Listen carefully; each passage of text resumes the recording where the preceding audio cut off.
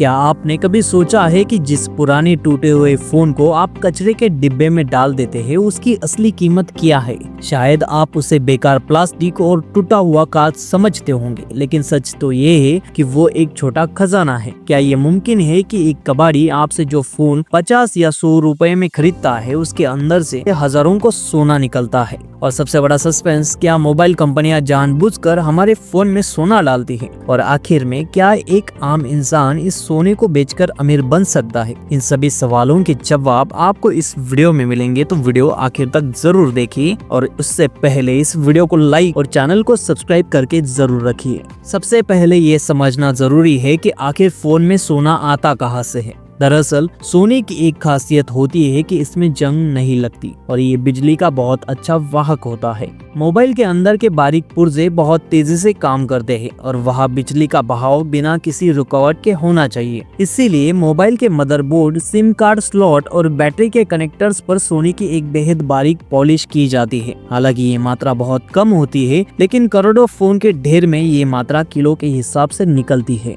अब जानते हैं कबाड़ से सोना कैसे निकाला जाता है। सोना निकालने की शुरुआत होती है ई वेस्ट के विशाल ढेरों से। कबाड़ की दुकानों और रिसाइकलिंग सेंटर्स से पुराने मोबाइल खरीदे जाते हैं। इसके बाद कारागिरों की एक टीम बैठती है जो एक एक फोन खोलकर उसकी स्क्रीन, बैटरी और प्लास्टिक बॉडी को अलग करती है। हमारे काम का हिस्सा होता है वो हरा बोर्ड, जिसे हम मदरबोर्ड कहते हैं। इन हजारों बोर्ड्स को एक बड़ी भट्टी में डाला जाता है।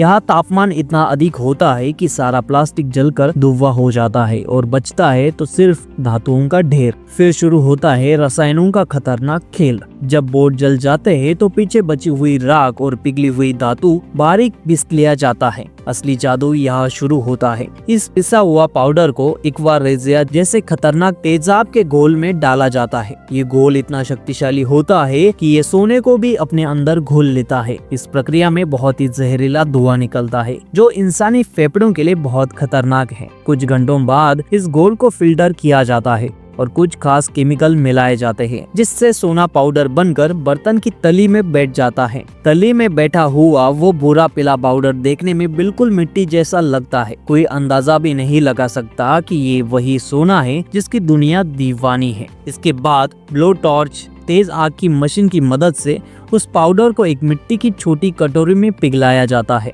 देखते ही देखते वो मिट्टी जैसा दिखने वाला पाउडर पिघलकर एक सुनहरी और चमकदार बूंद बन जाता है। जब यह ठंडा होता है तो यह शुद्ध 24 कैरेट सोने की एक छोटी सी ढली बन जाती है। आपको जानकर हैरानी होगी कि आज के समय में दुनिया के कई देशों में इसे बहुत बड़े बिजनेस के रूप में देखा जा रहा है। इससे अब अर्बन माइनिंग भी कहते हैं। जमीन खोदकर सोना निकालने में बहुत खर्चा आता है, लेकिन पुराने इलेक्ट्रॉनिक कचरे से सोना निकालने उससे कई ज्यादा आसान और फायदेमंद साबित हो रहा है। यही वजह है कि ये बड़ी बड़ी कंपनियां पुराने फोन वापस लेने के लिए एक्सचेंज ऑफर चलाती है, ताकि वो उस कचरे से कीमती धातुएं निकाल सके। अगर आप यहाँ तक वीडियो देख रहे हैं तो यहाँ पर आपके लिए एक बोनस इंफॉर्मेशन है। क्या आप जानते हैं कि एक स्मार्टफोन में कितना सोना होता होगा जो कि मदरबोर्ड में यूज होता है? तो एक स्मार्टफोन में लगभग 0.3 ग्राम से 0.4 ग्राम तक सोना होता है। पुराने कीपैड वाले फोनों में यह मात्रा थोड़ी ज्यादा होती थी। और 1 किलो सोना निकालने के लिए हमें कितने मोबाइल चाहिए होंगे ये भी जान लेते हैं। अगर हम 0.034 ग्राम प्रति फोन का औसत मानकर चले तो 1 किलो सोना इकट्ठा करने के लिए आपको लगभग 30,000 से 40,000 पुराने फोन की जरूरत पड़ेगी। तब जाकर आप 1 किलो सोना वहां से निकाल पाएंगे। इस पर आपके क्या विचार है कमेंट में जरूर बताना। धन्यवाद। अगर आपको ये वीडियो पसंद आए तो वीडियो को लाइक कीजिए और ऐसे ही वीडियो देखना चाहते हो तो प्लीज चैनल को सब्सक्राइब कीजिए। मिलते हैं अगले वीडियो में।